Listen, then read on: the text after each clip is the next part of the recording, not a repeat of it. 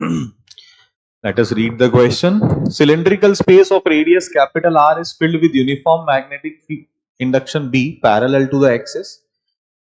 If B changes at constant rate, the graph showing the variation of induced electric field with distance R. Okay, तो induce electric field के बारे में मुझे बताना है. Induce electric field का एक जो बेसिक एलिमेंट्री एक्सप्रेशन है वो अपने को कुछ ये चीज से आएगा, या यहां पे जो E है it is induced electric field. इस कॉन्सेप्ट का इस्तेमाल करके अपने को इस सिलेंड्रिकल रीजन के अंदर और बाहर इंड्यूस इलेक्ट्रिक फील्ड बेसिकली बताना है. अलग पेज पे करते हैं क्योंकि जगह थोड़ी सी कम पड़ेगी.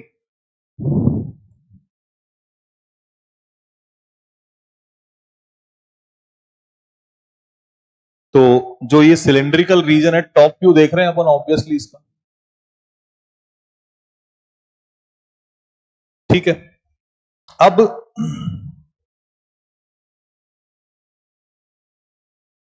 अंदर के लिए अगर मैं बात करना चाह रहा हूं तो अंदर के लिए फील्ड के लिए मैं मान लेता हूं कि कुछ ये लूप लिखता हूं, है ना, जिसकी कोई रेडियस है R.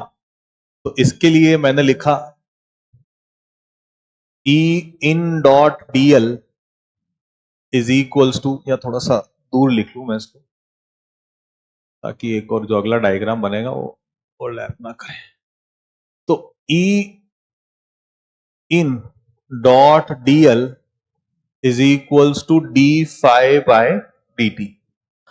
अब देखें E in की जगह तो मैं सिंपली ये लिख सकता हूं E in into 2 pi r, और अब सिर्फ इतने से पार्ट का फ्लक्स लिखना है तो ये pi r square into dB by dt. अच्छा, क्वेश्चन में अगर जाएंगे तो अपने को बोलता है कि B changes at constant rate. इस बात पे नोटिस करने की जरूरत है, B changes at constant rate. इसका मतलब क्या है कि dB बाय dt जो है it is some C constant, है ना. तो हम लोग इस चीज को बोल सकते हैं कितना, C. तो मेरे को E in यहां से कितना मिल गया, पाई से पाई उड़ा दोगे, एक R से एक R उड़ा देंगे तो RC बाय 2. ये E in का एक्सप्रेशन आ गया मेरे पास. चलिए, अब अगर मुझे बाहर में फील्ड बताना है, बाहर में फील्ड बताना है तो मैंने अब बाहर का जो लूप लिया, सिमेट्रिक लूप लिया, वो कुछ इस प्रकार से लूप ले लिया, है ना. इसकी बाहर की कोई रेडियस मान ली मैंने R. अब इसके लिए अगर लिखूंगा मैं तो E out dot dl is equals to d phi by dt.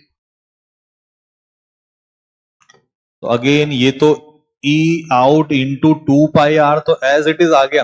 पर फ्लक्स मुझे पता है कि सिर्फ कौन सी रेडियस तक में है, जिस जगह तक मैग्नेटिक फील्ड है सिर्फ वहीं तक फ्लक्स है, पूरे में थोड़ी फ्लक्स है. तो ऐसा लिख दिया जाएगा और अगेन पिछली बार की तरह dB बाई dt C बन जाएगा.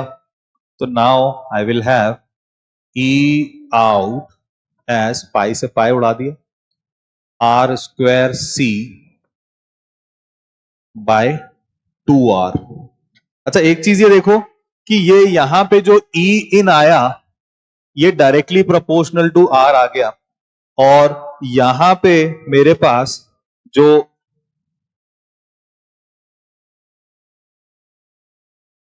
E आउट आ रहा है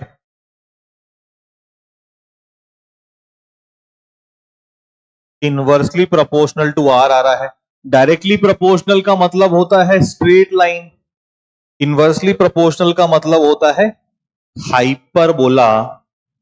तो यानी कि मेरा जो ग्राफ बनना चाहिए E वर्सेस R का, वो बन जाए पहले straight line and then hyperbola, right. तो इस तरह का ग्राफ होना चाहिए.